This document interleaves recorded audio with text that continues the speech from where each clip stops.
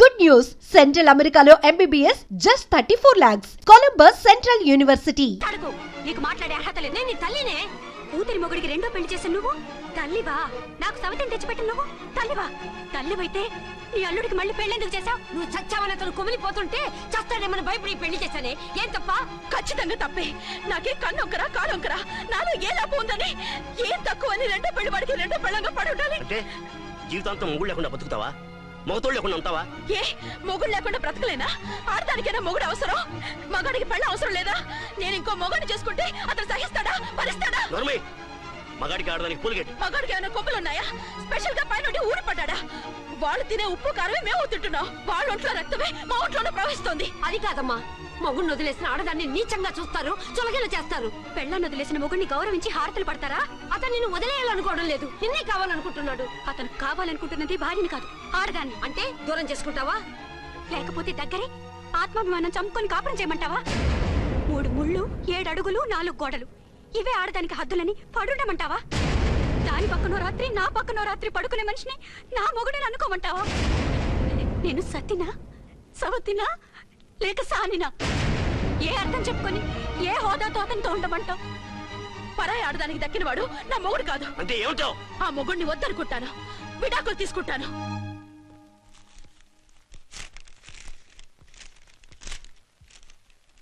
ఏమిట్రాది? Lawyer నోటీసులు. Lawyer నోటీసులు ఎవరు పంపారు? నీ కోడళ్ళు. దేనికి? వాళ్ళకి విడాకులు కావాలంట. నువ్వెందుకురా బాధపడతావు? సిగ్గు ఎగ్గు లేకుండా విడాకుల కోసం కోర్టుకెక్కినందుకు వాళ్ళు బాధపడాలి. నీలాంటి మంచి మొగుడిని దూరం చేసుకుంటున్నందుకు వాళ్ళు ఆడవాలి. మీసం లేని వాళ్ళు వాళ్ళకి అంత పట్టుదల రోషం ఉన్నప్పుడు మీసం ఉన్న మగాడివి నీకెంత ఉండవురా? వాళ్ళకి ఒక్కర్లేనప్పుడు నీకు వాళ్ళు అక్కర్లేదు. ఇంతకాలం నువ్వు చెప్పింది నేను విన్నాను, ఇప్పుడు నేను చెప్పింది నువ్వు వినాలి. మొగుడిని వదిలేసిన వాళ్ళకి మొగుడు తోటమేమో కానీ పెళ్ళాం వదిలేసిన మొగుడికి 1,00,000 మంది దొరుకుతారు. నువ్వు మళ్ళీ పెళ్లి చేసుకో. అప్పుడు గాని జనం నేల మీద ఉయ్యరు. ఊహించుకుని పనిచేసింది వాళ్ళురా. నువ్వు వాళ్ళని మర్చిపోలేక జీవితాంతం నరకం అనుభవిస్తుంటే చూసి ఆనందించాలని వాళ్ళ ప్లాన్. నువ్వు మళ్ళీ పెళ్లి చేసుకుంటే ఆ కుక్కని చెప్పుతో కొట్టినట్టు అవుతుంది. అంటే ప్రతీకారం కోసం పెళ్లి చేసుకోమంటావా? లేకపోతే ఇంకా వాళ్ళకి మొగుడని వాళ్ళ ఫోటోలు పట్టుకుని కుళ్ళి కుళ్ళి ఏడుస్తావా? ఒక్కసారి చేసిన తప్పుకే నరకం అనుభవిస్తున్నాను. మళ్ళీ జీవితంలో అటువంటి పొరపాటు చేయను. పోనీ చెయ్యని పొరపాటు చేయి, కొత్త అలవాటు చేసుకో.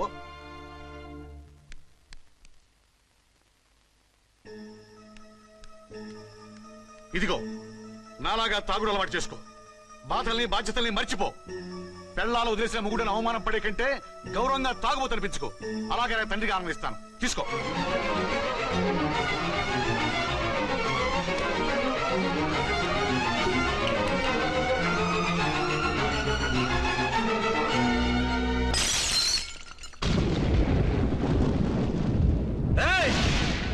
అర్చన, ఝాన్సీ, బయటికి రండి.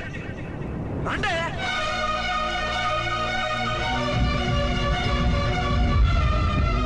भाई और बहनों, देखो, ये मेरा फर्स्ट पत्नी है. ఇది నా సెకండ్ పత్ని. ఏంటే ఏంటి ఆ లుక్లు? తాగొచ్చానా? నేను తాగలేదే, మీరే తాగించారు. తెగేదాకా తెచ్చారు, తాగేదాకా తీసుకొచ్చారు. నాకు విడాకులు ఇస్తారు. మనది పెళ్ళ పేకాట. ఆడినంతసేపు ఆడి మధ్యలో మిడిల్ డ్రాప్ చేయడానికి. అసలు నేను మీకేం ద్రోహం చేశాను? నువ్వు తిరిగి రాగానే on the spot first night cancel చేసుకుని నీ దగ్గర పరిగెత్తు రావడవా? ఇంకో మగాడు ఎవడైనా అయితే అలా వచ్చేస్తాడా? చెప్పను చెప్పను, ఛాలెంజ్. నువ్వు చచ్చావు అనుకుని పిచ్చి వెదవలా తయారయ్యాను. కళ్ళు పూసుకుంటే కళ్ళలోకి వస్తున్నావని కంటికి నిద్ర లేకుండా కడుపుకి తిండి లేకుండా గడిపాను. చచ్చి నీ దగ్గరగా వద్దాం అనుకున్నాను. కానీ నా కన్న తల్లిని మర్చిపోలేక తాగుడికి అలవాటు పడ్డ మా నాన్న నా జీవితంలో నీ జీవితం కాకూడదురా, భార్య లేని లోటు ఏంటో నేను చవి చూశాను. మళ్ళీ పెళ్లి చేసుకోరా అని బలవంతం చేస్తే చచ్చి కన్న తండ్రిని ఏడిపించలేక బతికి దీన్ని పెళ్లి చేసుకున్నానే తప్ప దీని రంగు పొంగు చూసి వెర్రెత్తి కాదు. అది నేరమా, పాపమా? ఏవే ఈ ఏటి మేటి సౌత్ ఇండియన్ పతివ్రత, ఈ సంగతి అంటే సెకండ్ హ్యాండ్ మొగుడు దొరికాయండి షేక్ అయిపోతున్నావా? ఇంతకు ముందు నేను ఎప్పుడైనా తాగానా? నేను తాకానా? కామం కళ్ళకెక్కి నీతో మంచం ఎక్కానా? మజా చేశానా? పెళ్ళైన తర్వాత కూడా నిన్ను పతివ్రతలా బతకనిచ్చాను కదే. నేనే దుర్మార్గుడిని అయితే, ఆడదాన్ని అవసరంతో ఏడ్చేవాడిని అయితే, ఎప్పుడో నిన్ను చెడిపోయేదాకా చెడగొట్టేవాడిని. కానీ ఎందుకు అలా చేయలేదు? ఎందుకు నీది తప్పలేదు? భార్యగా అర్చన నాలో బతికుంది కాబట్టి. నిజం చెప్పలేదు అని చెప్పుకోవచ్చిన మేకలాగా ఇచ్చుకుంటున్నావు. ఎందుకు చెప్పలేదో తెలుసా? నా కూతుర్ని ఎవరు చేసుకోవడం లేదు, రెండో పెళ్ళంటే వద్దంటుంది అని మా బాబు దగ్గరకు వచ్చి ఏడిస్తే నాకు అబద్ధం చెప్పి నీకు తాళి కట్టించారే. 20 ఏళ్లుగా కనీ పెంచిన నీ అబ్బే నీకు నిజం చెప్పినప్పుడు నేనెందుకు చెప్పాలి? అది బతికొచ్చిన తర్వాత మా వాళ్ళు నీకు నిజం చెప్పలేదని తెలిసింది. అప్పుడు నాకు ఇదివరకే పెళ్ళయింది, చచ్చిందనుకున్న నా పెళ్ళం తిరిగి వచ్చిందని నీకు చెప్తే గుండె పగిలి చస్తావని నీకు చెప్పలేదే. నువ్వంటే నా ఆల్ ఇండియా పతివ్రత 9 నెలలు లంకలో ఉండొచ్చిన సీతని అగ్ని ప్రవేశం చేయమన్నాడా రాముడు? ఎవడో వెదవ కూత కూర్చాడిని, కడుపుతో ఉన్న తన పెళ్ళాన్ని అడవిలోకి పంపించాడు. అదే రాముడు, నీ ఫేవరెట్ గాడ్. నువ్వు అడ్రస్ లేకుండా 25 నెలలు ఎక్కడికో పోతే ఎక్కడున్నావు, ఏం చేశావు, ఎవరితో ఉన్నావు అని అడిగారా? లేదు. అనుమానించానా? లేదు. వాయ్? భార్య అంటే ప్రేమ, భార్య అంటే నమ్మకం, భార్య అంటే విశ్వాసం. ఆ రాముడు గ్రేటా, నీ మొగుడు గ్రేటా? చెప్పవే, చెప్పు. ఆ రాముడిని దేవుణ్ణి చేసి గుళ్ళో కూర్చోబెడితే నన్ను రాయించేసి రోడ్డు మీదకి విసిరేస్తావు. పేరుకు పెళ్ళానివే గాని నిన్ను అమ్మకన్నా ఎక్కువగా ప్రేమించానే.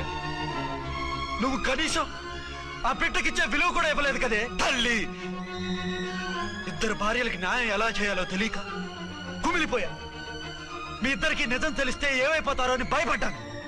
మీ కంట్లో నీళ్లు రాకూడదని మీరిద్దరూ ఏడాల్సిన ఏడుపు నేనేడ్చానే. ఇంత చేస్తే మీరు నాకు విడాకులు ఇస్తారా? అసలు మీరిద్దరు పొజిషన్లోకి రండి. నన్ను వద్దని మీరిద్దరు వదిలేస్తే వచ్చి మీ కాళ్ళ మీద పడతారనుకున్నారా? నెవర్. అవును, నన్ను వద్దనుకున్నప్పుడు నేను కట్టిన మంగళసూత్రాలు మాత్రం ఎందుకు? సేఫ్టీగా వాటిని అలాగే ఉంచుకుని మాజీ భార్యలుగా హ్యాపీగా బతుకుదాం అనుకుంటున్నారా? నో, మీకు ఆ ఛాన్స్ ఇవ్వను. తాళి ఉన్న పెళ్ళాలుగా కాదు, తాళి తెగిన భార్యల్లా, మొగుడు చచ్చిన విధవల్లా మీరు తెల్ల చీరలు కట్టుకునేట్టు చేస్తాను. విడాకులు ఇవ్వకుండా మిమ్మల్ని విడాకులు చేస్తాను. జీవితాంతం కుళ్ళి కుళ్ళి కుళ్ళి ఏడ్చేలా చేస్తాను. బాయ్. ఆగండి. ఏ, నేను చావడం కూడా నీకు ఇష్టం లేదా? మీరు బతకాలి, నిండు 100 ఏళ్ళు సుఖంగా జీవించాలి. మీ మీద ప్రేమ లేక కాదు, మీరంటే ఏంటో తెలియక కాదు. నా వల్ల మీకు ఝాన్సీకి అన్యాయం జరగకూడదని నేను మిమ్మల్ని అనుమానించాను, అవమానించాను. మీకు దూరం కావాలనుకున్నాను, విడాకులు కోరుకున్నాను. నేను మీకు భార్యనయ్యాను, మీ బిడ్డకు తల్లినయ్యాను. కొంతైనా మీతో జీవితాన్ని తృప్తిగా అనుభవించాను. కానీ ఝాన్సీ ఒక్క పసుపుతాడు తప్ప భార్యగా ఏమీ పొందలేదు. భార్యగా మీ జీవితంలో తనకి చోటివ్వండి. లేదక్క, అలా చేస్తే నువ్వు భర్తనే కాదు, బాబుకి తండ్రిని కూడా దూరం చేసిన దానివి అవుతావు. ఆయన మనస్ఫూర్తిగా ఇష్టపడి చేసుకుంది నిన్ను, ప్రేమించింది నిన్ను. ఆయన మనసులో నీకు తప్ప నాకు స్థానం లేదు. నువ్వు బలవంతంగా నన్ను భార్యని చేసినా మనిషిని సొంతం చేసుకోగలను గాని మనసుని పంచుకోలేను. ఆ భార్య స్థానం ఎప్పటికీ నీదే. ఒకరి మీద ఒకరు ఇంత ప్రేమను పెట్టుకొని ఒకరి గురించి ఒకరు ఆలోచించి మీ జీవితాలని పాడు చేసుకోకండి. అక్క చెల్లెళ్ళలాగా కలిసిమెలిసి అతను సుఖపెట్టి మీరు సుఖంగా ఉండండి. క్షమించండి, నాకు భార్య అర్చనే కానీ ఝాన్సీ కాలేదు. అవునా? ఆయన ఎప్పటికీ శ్రీరామచంద్రుడిలాగానే ఉండాలి. ఆ రాముడికి సీత ఒక్కటే, ఆ సీత అక్కే. మరి నీ బతుకు? నేను మళ్ళీ పెళ్లి చేసుకుంటాను. నా గురించి ఆలోచించకుండా మీరిద్దరూ సుఖంగా సంతోషంగా ఉండండి. ఈ రోజు నుంచి ఆవిడే మీ ఆవిడ.